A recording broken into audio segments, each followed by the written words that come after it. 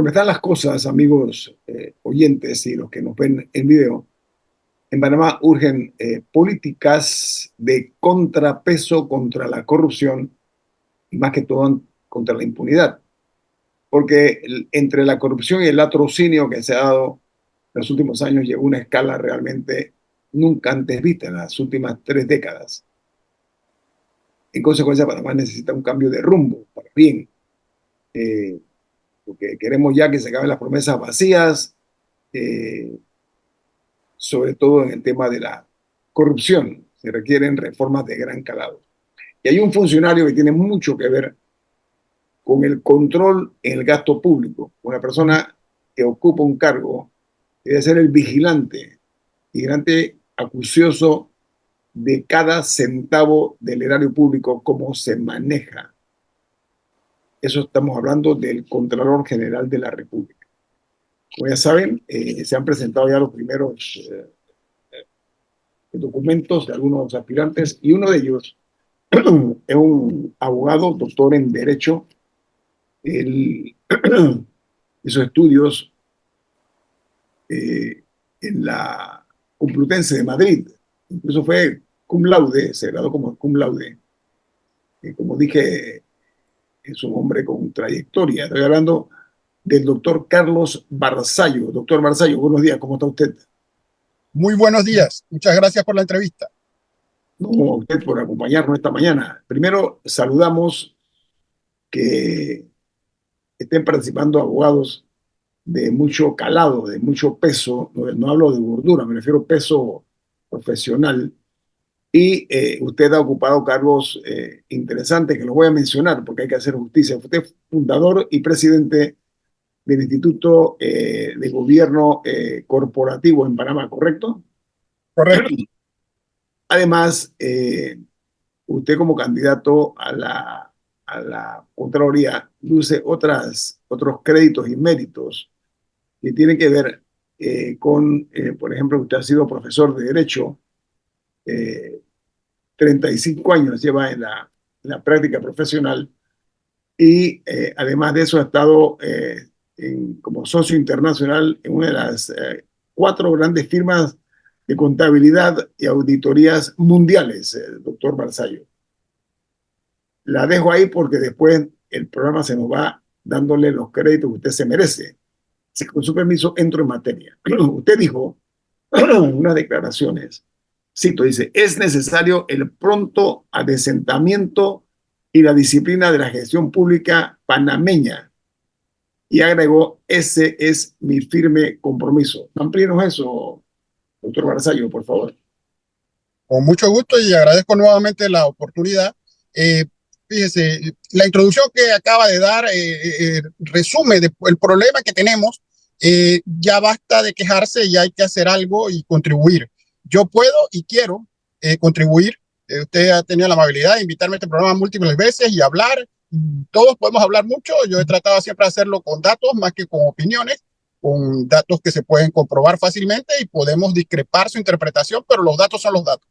Y lo que yo quiero hacer es dar esperanza, contrastar y decirle a la gente que esto no todo está perdido, que hay vientos de cambio, serán por ráfagas o serán vientos completos, huracanes, pero estamos viendo cambios y hay que contribuir con esos cambios. Que quizás no lo logremos a la primera, quizás no seamos nosotros, otros, pero hay que ir abriendo camino, haciendo trocha. Y yo insisto, yo quiero y puedo, porque yo tengo acumulado 35 años de estar en esto en distintas capacidades, que mencionó algunas ahí, y yo tengo una trayectoria comprobada que llegó la hora. Si hacen una postulación pública para un cargo en el cual yo creo que puedo hacer un buen papel, en mi deber ciudadano y cívico es postularme, con independencia de todas las realidades políticas que haya ungido o no ungido.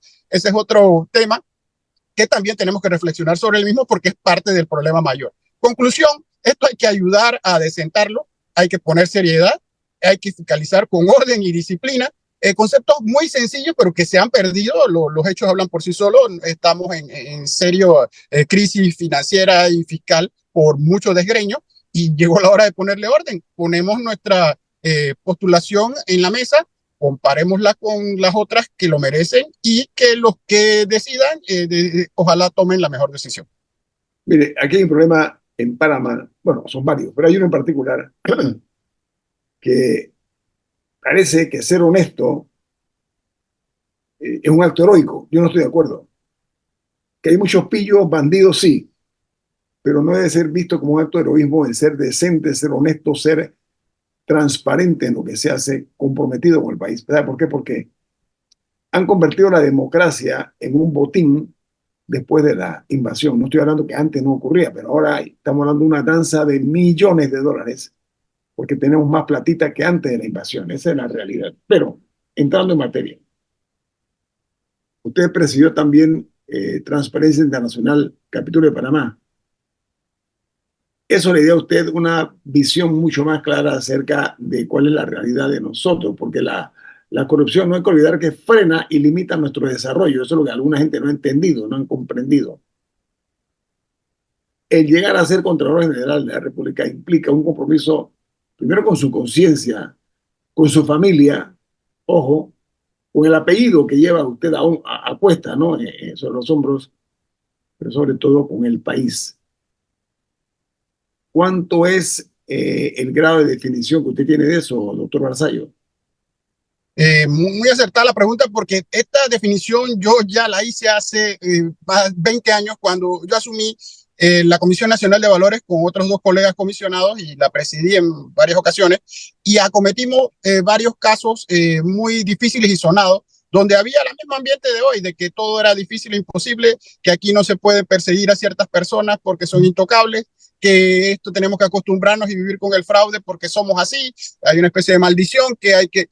Yo no creo en las profecías autocumplidas, que significa que si uno cree que algo va a pasar y hace todo lo que es necesario para que así no pase, ya uno está listo perdió la batalla antes de iniciarla. Contestando su pregunta, yo desde el momento en que me enfrenté a estos temas, y ahí están los hechos para comprobarlo, y pusimos sanciones después de investigaciones, debido proceso, multas históricas a personas que no se consideraban que se podían ser multadas en este país. Yo no tengo ningún problema con repetir eso porque también me di cuenta, lo de transparencia ha sido un episodio muy interesante, relativamente mediático, pero esto es una acumulación de cargos y de funciones públicas y privadas donde me quedó extremadamente claro que la corrupción es un asunto de dos, como dicen los argentinos, es un tango, necesita el privado y el público, hay que atacarlo por los dos frentes. No hay solo servidor público corrupto, hay un privado que o lo corrompe o que es afectado por el servidor público. Conclusión, la Contraloría es clave, lo tengo muy claro desde el nivel constitucional y el respeto que se le tiene. ¿Por qué? Porque no lo hace todo, pero hace lo más importante, que son las piezas que le sirven a otros, entiéndase Ministerio Público, Fiscalía de Cuentas, para hacer su trabajo. Si aquí no empieza, si aquí no se hace bien, lo otro ni siquiera continúa o termina mal. Entonces, es una pieza y tenemos que trabajar en conjunto y de manera inteligente. Uno no lo puede hacer solo. Camila. ¿Cuál es un poco su visión de la institución, o sea, de a dónde debe ir la institución? ¿Cree que funciona, que podría funcionar como está, o cree que necesita algún cambio o reforma? Mire, yo tengo bien claro tres etapas y las he vivido en distintas facetas. Siendo funcionario, tenía el control fiscal dentro de la dependencia que yo manejaba. Y ahí me refiero al primer punto para contestar la pregunta. La Contraloría tiene un antes, un durante y un después. El antes es el control previo famoso que causa mucha necesidad de reflexión. ¿Por qué? Porque la Contraloría conoce de los actos que hacen las dependencias antes que se den y los firma y los autoriza. A la gente le tiene que llamar la atención porque ese control previo involucra que cuando se descubren actos de fraude hay que hacerse un autoanálisis de cómo la Contraloría fue probablemente engañada o participó en el acto. Primer detalle, hay que revisar el control previo. Segundo detalle es el durante. En el durante, y hay una ley ahora que está muy cuestionada, Transparencia Internacional, yo ya no estaba de presidente, lo ha hecho la administración actual, y yo estoy fuera de la directiva, pero soy miembro, la ha atacado a nivel constitucional, una ley que no es buena y hay que considerar o que se declare inconstitucional o reformarla, porque da mucha discreción al Contralor para no hacer cosas y eso no es positivo y permite la opacidad y la poca actividad. Pero el cuento corto es que hay que tener las auditorías en tiempo para dárselas porque eso no lo puede hacer más nadie que la Contraloría, eso no se puede privatizar, para darse a la Fiscalía de Cuentas, para darse al Ministerio Público. Los casos se están cayendo por falta de auditorías de la Contraloría y o por auditorías tardías, porque el tiempo también es de la esencia, si no viene el problema que tanto hemos hablado en este programa de la prescripción. Usted lee el caso, no terminó porque prescribió. Entonces, el segundo elemento es las auditorías. Y el tercero, uno, para salirnos de la coyuntura actual que nos obliga a hablar del día a día y pensar en el futuro. La Contraloría y otros órganos que tiene es importante en los datos. Y el mundo de hoy es mundo de datos. Para tomar decisiones tenemos que tener datos y hay que pensar en tener los datos a tiempos y completos, las estadísticas, los números, más allá de la parte de fiscalización, porque también hay que mirar a futuro con la modernidad que demanda. Eso es claramente, a vuelo de pájaro, las tres grandes ideas del antes, el durante y el después para la Contraloría. Y lo último es, en todo, ser sincero con la comunidad y decirle lo que se puede hacer con lo que se tiene y que hay que hacer, y lo que no se puede hacer con lo que se tiene porque es inhumanamente imposible. La auditoría es un asunto muy interesante. En el privado está claro. Usted hace una auditoría y manda al negocio que va a auditar X número de personas, trabajan X número de horas y pasa una cuenta de X número de dólares.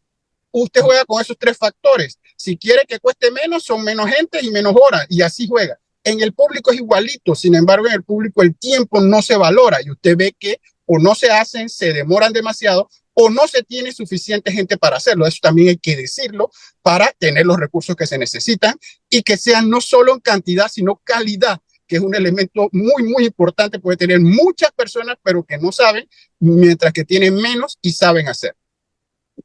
Está con nosotros el doctor Carlos Barzallo. Él es uno de los candidatos a ocupar el alto cargo de Contralor General de la República. Viene más. Esto es En Perspectiva, un programa para la gente inteligente como usted. El doctor Carlos Barzallo, como mencioné, candidato a el alto cargo de Contralor General de la República, está con nosotros, nos pasa muchísimo. Hablemos de la opacidad que ha sido cómplice, en este caso, de actos indignos que rayan hasta en lo grotesco, casos evidentemente de alto vuelo en corrupción y no ha pasado nada. ¿Qué haría usted, señor Barzallo, de llegar a ocupar ese alto cargo? Con algo que a mí me llama la atención, por ejemplo, con el advenimiento de este gobierno, muchos funcionarios de varias áreas, por ejemplo, alcaldes que dicen o han dicho en los medios que encontraron una serie de actos de corrupción escandalosos, ministros que dicen del mal manejo de sus antecesores, pero yo no veo que ha habido formalidad en la presentación de la demanda correspondiente, del recurso correspondiente, y más que todo ha quedado como un show, como un espectáculo, lo cual es lamentable, porque la lógica es que esto lo lleven al nivel que corresponde. Doctor Barzallo, ¿qué haría usted en este caso si llega a ocupar la Contraloría General de la República?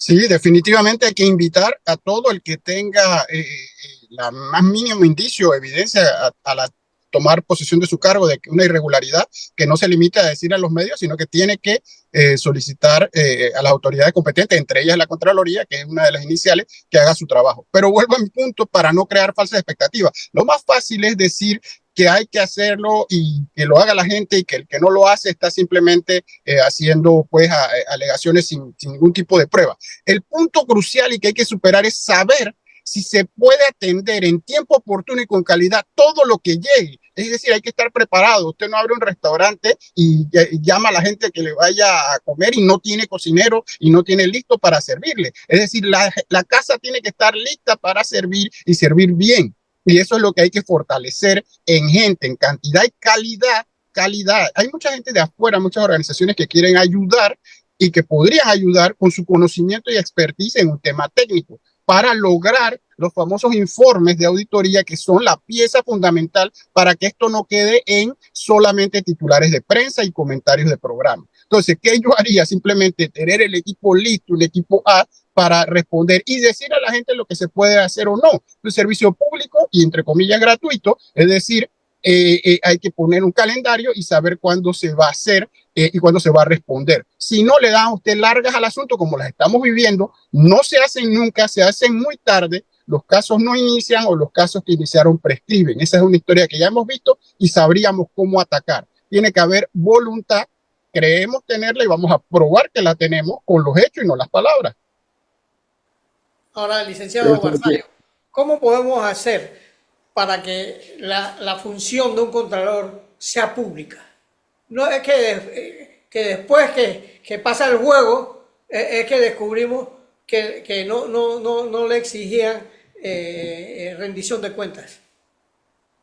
Sí, mire, hay que apegarse a la ley y hay un problema que yo he denunciado en este programa muchas veces. Hay leyes intencionalmente mal hechas para fomentar la opacidad.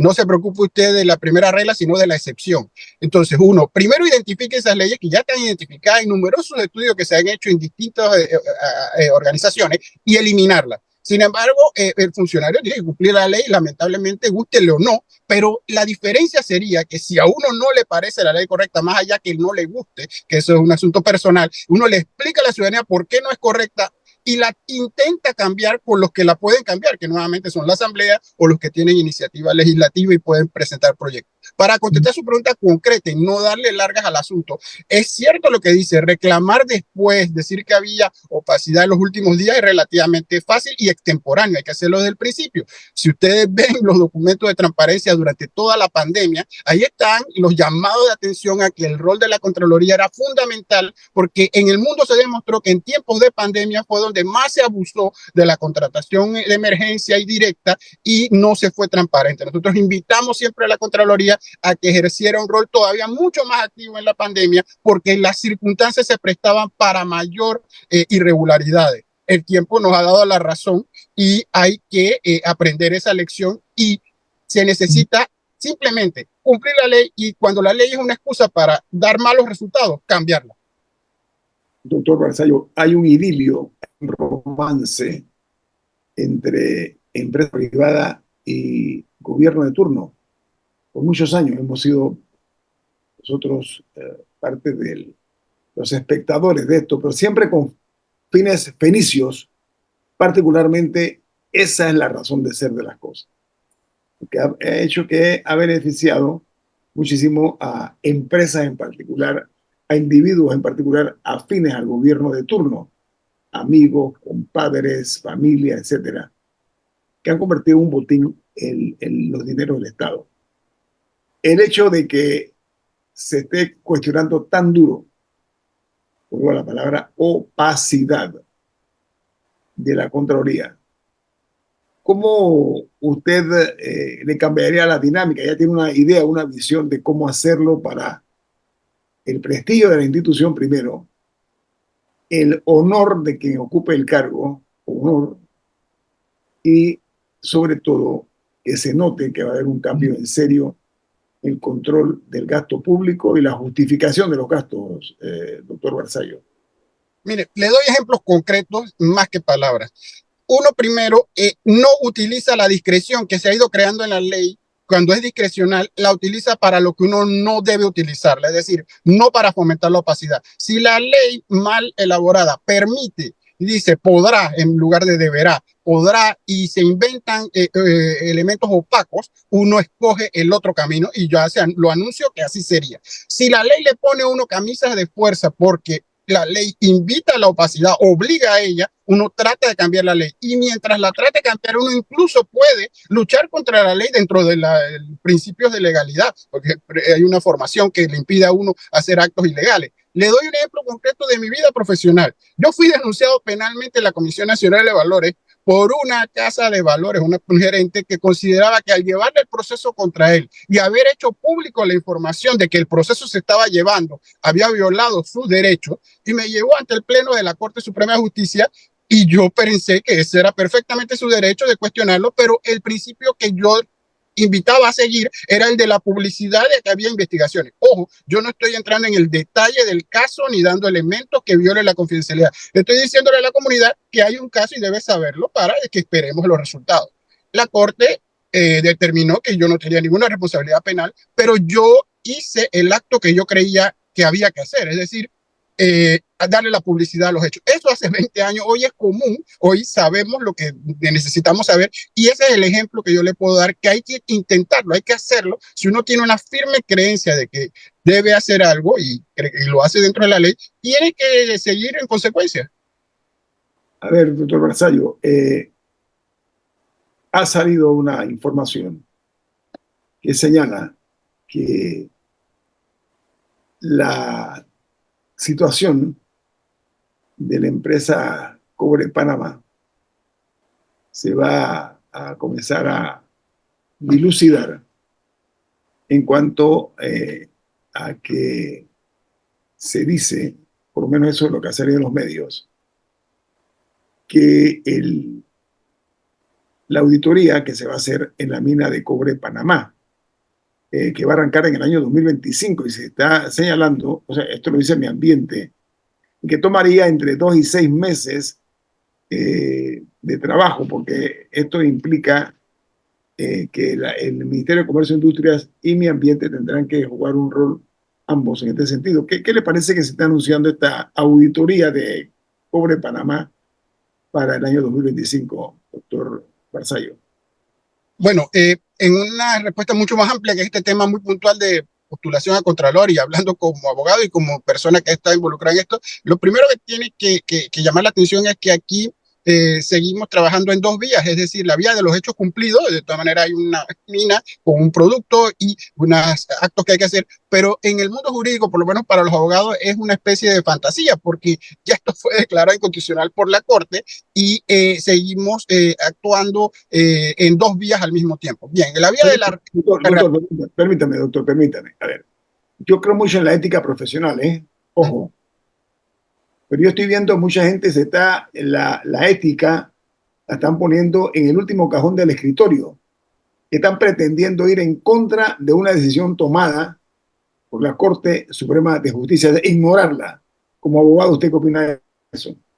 Eso no es posible, viable, ni legal, ni éticamente. Coincido con el valor que le da la ética. Y es más, si yo recuerdo bien, en el fallo ya hay quejas de la Corte llamando la atención en duros términos de que esto no se está, si se va a dar ahora, no sería por primera vez que se ignora un fallo de la Corte, porque este es un fallo donde ya había otro fallo anterior. Recordemos eso. Así que dos veces se intenta lo mismo. Es que, contestando su pregunta, todo lo que tenga que ver con la mina tiene que buscársele una especie de amparo para que esto se mueva en el mundo de lo jurídico. Ahora mismo está en una especie de limbo porque con la situación, por eso la gente en práctica habla del tema de la mina y el ambiente, pero los abogados tenemos que preocuparnos de que esto tenga un asidero legal porque si no estaríamos fuera del mundo jurídico altamente peligroso contra la institucionalidad, envía un mensaje confuso donde todo se puede negociar, todo se puede lograr al margen de la Constitución y la ley.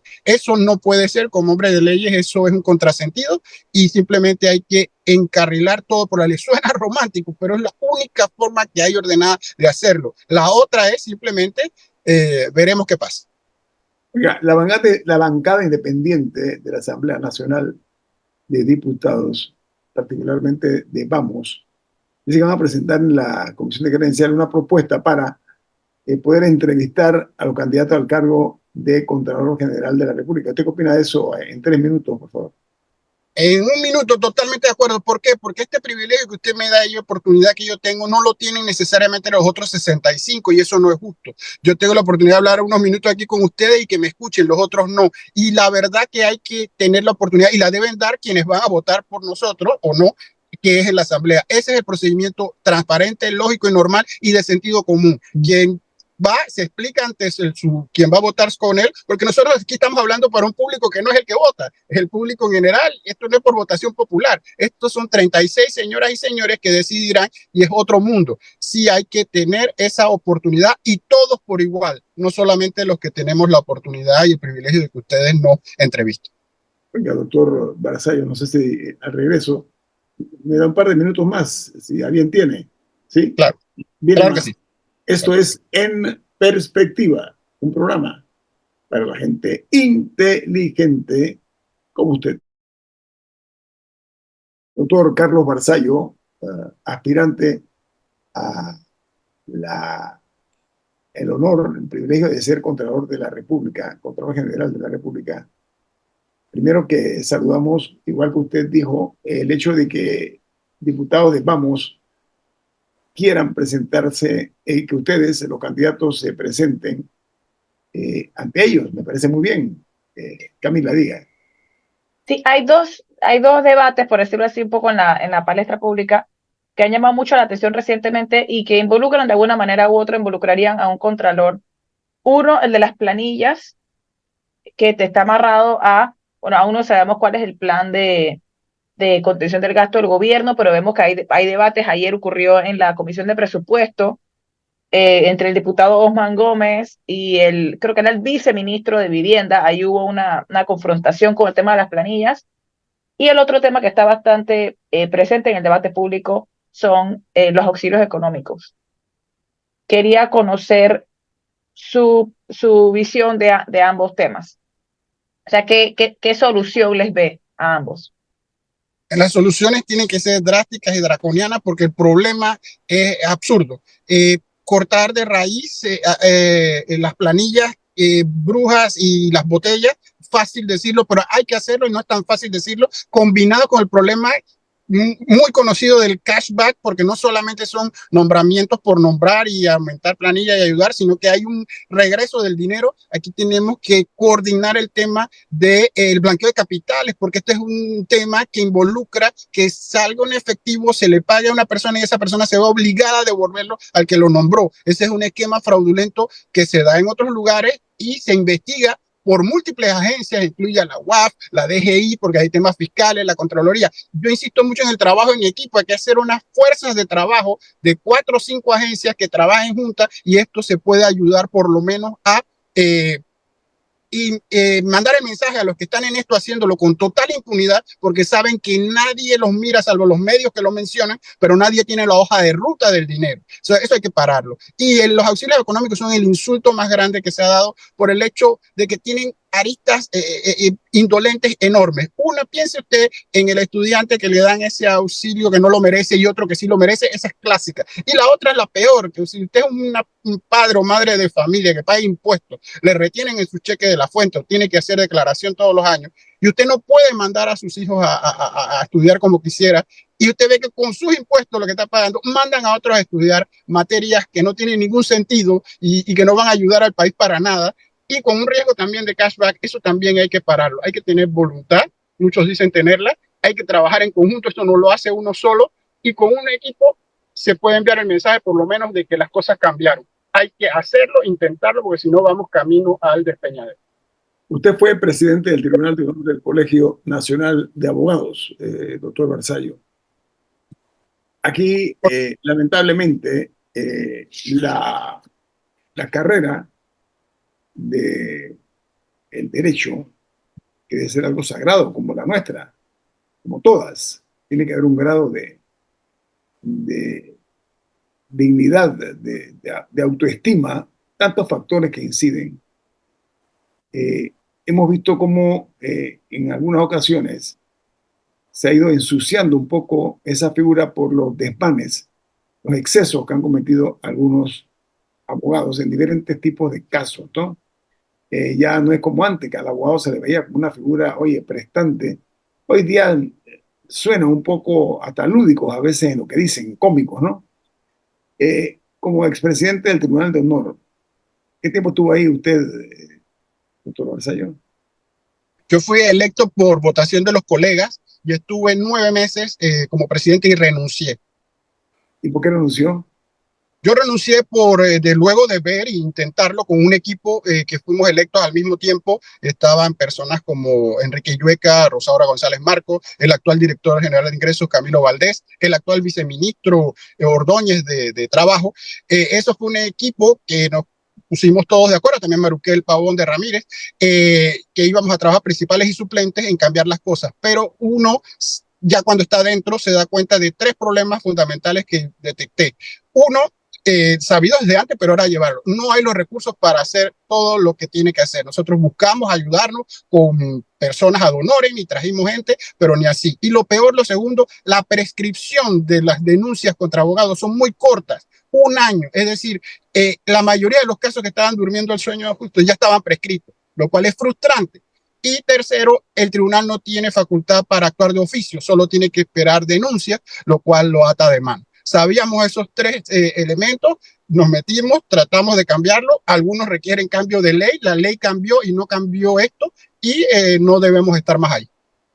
Oiga, ¿usted pertenece a algún partido político, doctor Vasallo? No, no pertenezco a ningún partido político. Le hago la pregunta ex profeso y le digo por qué. Porque en varios casos, el problema es que los que llegan a ese alto cargo de contralor llegan hipotecados. Y usted lo sabe, Sí, yo no tengo hipoteca ni de la casa. ¿no? Ok, muy bien. Un mensaje No. final, doctor Vasallo, acerca de sus planes, su visión en el evento que resulte confirmado por la Asamblea como Contralor General de la República. Mi ¿Qué mensaje, no, qué no va a hacer y qué piensa usted hacer? mire, yo le dedicaré más bien el esfuerzo a mencionar. Yo, desde que presenté esto a las 8:30 de la mañana ayer hasta hoy, he recibido numerosos mensajes y todo. Hay una combinación de un sentido como de un pésame y de incredulidad. ¿Para qué uno se mete en esto? ¿Para qué, si los dados están cargados, si esto ya está decidido, por qué usted pierde tiempo? Yo no considero que estoy perdiendo ningún tiempo. Todo el contrario, yo tengo las ganas y la voluntad de demostrar un punto que es que tenemos que hacerlo diferente y mejor. Aquí hay una oportunidad, aquí se les presenta y digan por qué no, por qué es una mala presentación o mala oportunidad y se escoge otra y seguimos en más de lo mismo o cambiamos. Es decir, darnos la opción de hacerlo diferente. ¿Qué es? ¿Eso es ingenuo? ¿Que eso no va a pasar? Miren, no pasaría si yo ni siquiera meto los papeles. Dentro, los papeles adentro, por lo menos existe la más mínima posibilidad de que alguien lo considere. Y insisto mucho, no se está trabajando para hoy, ni para este mes, ni para este año. Se está trabajando porque Panamá, nosotros no nos damos cuenta, pero está cambiando. Y los jóvenes que yo tengo, hijos y nietos, van a ver algo mejor si seguimos nosotros lo que nos corresponde ahora intentando. Hay que seguir intentando. Quiero ser brutalmente claro en lo que voy a decir. Ha existido por décadas un quid pro quo entre la Asamblea y los contralores, entre la Corte Suprema de Justicia y los contralores, porque hay un pacto de no agresión, señor doctor Vasallo. Se atrevería a ir contra esa figura ya casi que institucional. Sí, definitivamente que sí, y parto de ella y por eso es que se hace bien difícil una elección que yo no tengo nada que dar, no puedo dar nada y lo más importante, no quiero dar nada. Entonces, el asunto comienza raro, pero es la única manera de poder hacer algo diferente. Y bueno, la suerte está echada y cada uno tiene que hacer lo que le corresponde hacer. Ustedes hacen entrevistas y controlan la opinión pública, nos dicen por dónde va la cosa, los diputados son los que votan y los ciudadanos tenemos varias opciones. No hacer nada, legítima el que quiera, algunos intentarlo y como yo he hablado aquí tantos programas, digo, después de hablar también hay que hacer y hacen una postulación pública, yo creo reunir los requisitos que son muy mínimos, la verdad que debían ser Sí, diferentes. poco exigente. ¿Eh? Poco exigente, lo único que yo tengo que demostrar es que nací en Panamá, que tengo un título universitario, que no me han condenado por delito y vamos, eso no parece lo mejor, eso también hay que superarlo y cambiarlo y bueno, esas son las reglas. El punto concreto, ¿cuál es? Hay mucha gente ilusionada afuera. Nosotros estamos como ese gato de Schrödinger que no se sabe si está vivo o está muerto. Hay gente desilusionada y decepcionada y esperanzada al mismo tiempo. Hay que mantener la esperanza porque es lo único que anima al ser humano a ser mejor y sinceramente yo puedo y quiero hacerlo y veremos qué pasa. Si no es en esta, otro la logrará. Pero créame que hay vientos de cambio en general. Si no, no estaríamos ni siquiera hablando de esto. Esto antes no se hacía así. Y las malas mañas vienen de hace mucho rato y el querer cambiarlas, hay una fuerza ciudadana que se ha dado cuenta de que esto no es sostenible. Doctor Vasallo, hay una esperanza que hay un cambio dentro de la Asamblea Nacional que es muy probable que incida en que la escogencia sea de las mejores en los últimos años. Muchas gracias, doctor Carlos. Nada más nada más brevemente, nada para docencia. Ya pasamos el periodo de postulación. ¿Qué sigue ahora?